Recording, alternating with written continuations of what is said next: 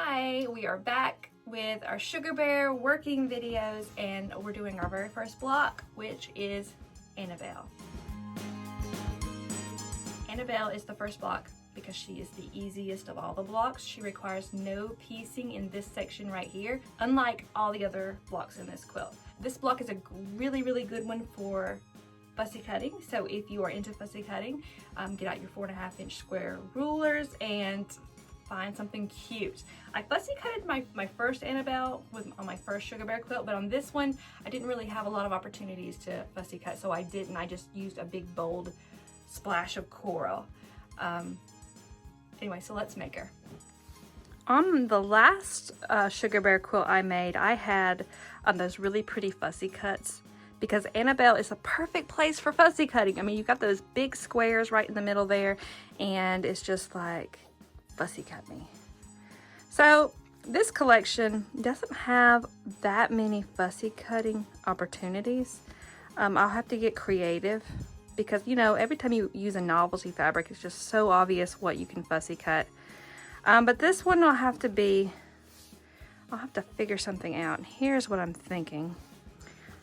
These two fabrics call to me first, where I could fussy cut a flower, or on this one, I might consider fussy cutting around these little threes. So let me find here it is, my little ruler. So I could do, so this is a 4.5-inch square fussy cut ruler. We sell these in the shop.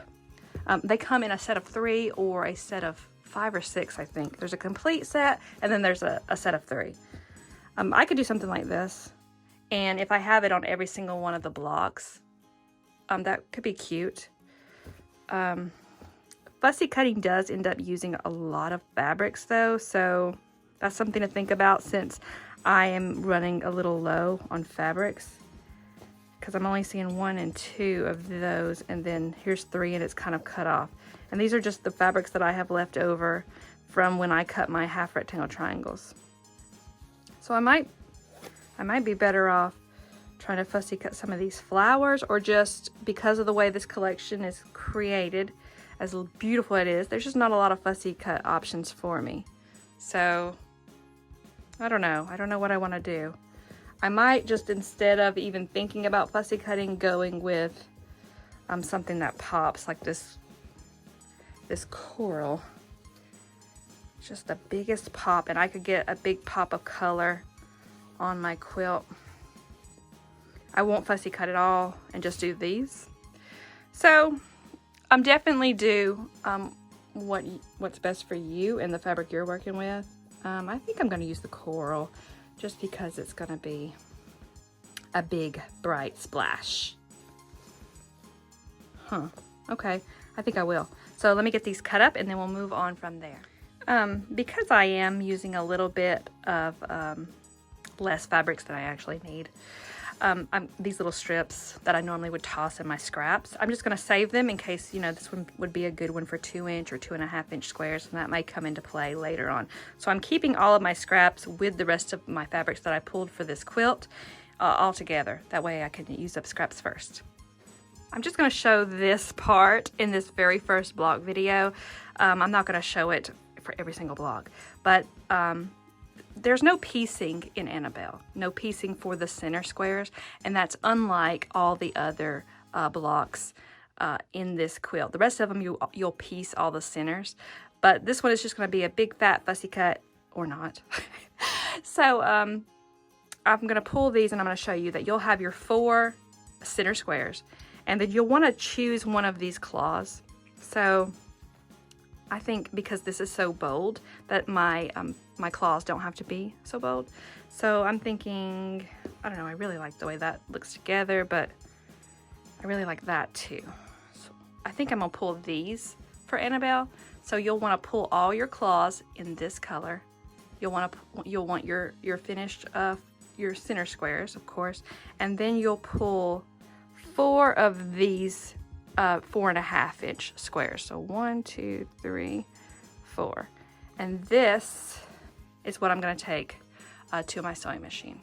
Okay, and then all the claws that are in this direction. So this part is pretty important. I did do one block wrong when I made this quilt last time, so I had to do some seam ripping to get it right, and it was very frustrating. But pay very, very special attention to the direction of these triangle points because it matters. So we're going to take the ones, you should have 4 in this direction, and they're going to be like this. All right, and the other 4 are going to be in this direction, but you're going to turn them sideways, just like that. It's going to be like this, and then your center squares are going to go right here. So this is the block we're making. Now, if you're fussy cutting this section, you may not want to do them all at once the way I'm doing. You may, you know, because they'll rotate. Let me show you. So that top left block, and this is discussed in your pattern. Top block looks like, top left looks like this. Top right looks like this. And if you're not fussy cutting, then this doesn't matter at all. You don't have to do it like this. But if you are fussy cutting, you may want to think about it more like this. So that goes the same thing for the bottom. All right, but for me, they're all gonna look exactly like this. All right, and then what I'm gonna do on all 4 of the squares, I'm gonna sew this row together and then this row together. And again, be very, very careful that you don't twist or turn these in the wrong direction. So let me go do that and then I'll be back. All right, so my row 2, my row 1, and we're just gonna run through and set the seams on all of these real quick. On row 2, we're gonna press our seams in this direction, so we'll just like that. So your seams are always gonna be pressing on row 2 to the second, and this is gonna be true of all blocks. So I'm gonna do the rest of these just like this too. All right, and then row 1, we're gonna press towards that background square right here. So they'll go this way, just like this.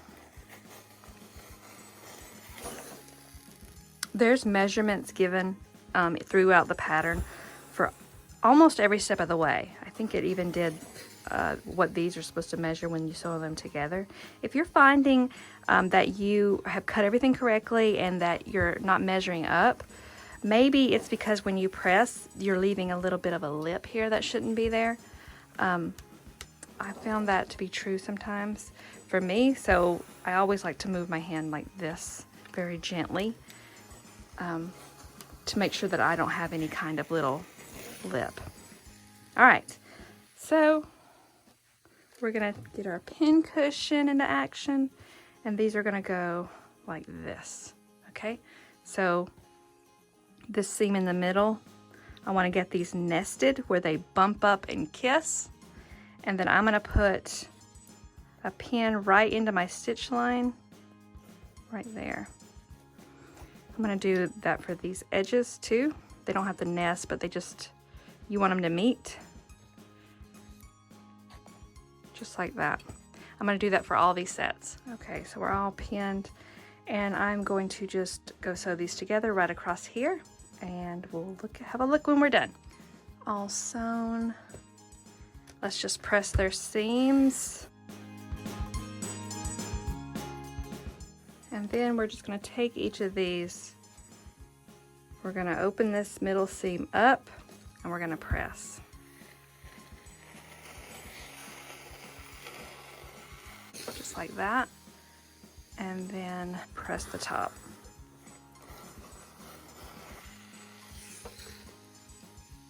All right, so I'm gonna do that for these other 3, and then we'll starch and press them again. Oh my goodness. Okay, all right. I am a starch obsessed because I feel like it helps me every step of the way. So you're gonna see me starch a bunch, but I like to use Best Press, or sometimes I make my own, but lately I've just been cheating and buying Best Press and then sticking it in my own little spray bottle. So I'm just gonna give them all a little spray,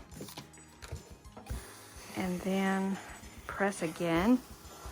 And I will do this until I get all the little droplets of spray dried up. All right, so nice flat and a little stiff. That's what it looks like on the other side. I'm gonna get all our pieces back out. All right, so what you need to pull is these 8.5 inch. You need 4 of them. So 4 of these, and then 1 of cornerstone 2. All right, so that's all we need. I probably won't show that part every single video since they're all the same once we get to this point. All right, I'm gonna put my cornerstone right there. These are gonna end up like this. Oh my goodness. Okay, loving it. So I'm going to go and sew this row together, and then this row together. All right, so we're all sewn. All my rows are sewn, and I'm going to press these seams as I go. I'm going to set these seams as I press each row. But you want row 1 and row 3, you want them going towards the sashing. Same thing for this middle strip right here. You want it to be pressing towards the sashing. So let me get this all pressed up, and then we'll go from there.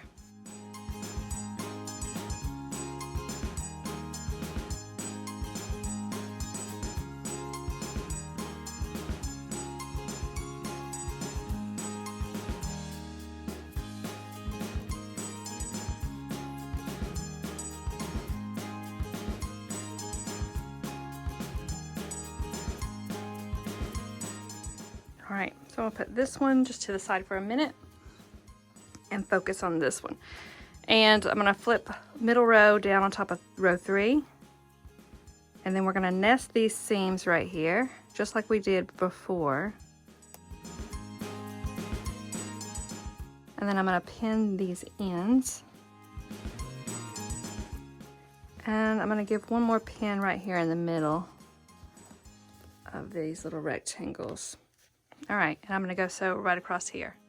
All sewn, and then I will press to set this seam. And then this, we're always pressing towards this middle row. So I'll do it just like this and press. We'll take row 1, she's gonna go up here, and then we're just gonna fold it down. We're gonna do the same thing. We're nesting these 2 middle seams. And then I'm gonna pin this part exactly the same way as I did on that other one.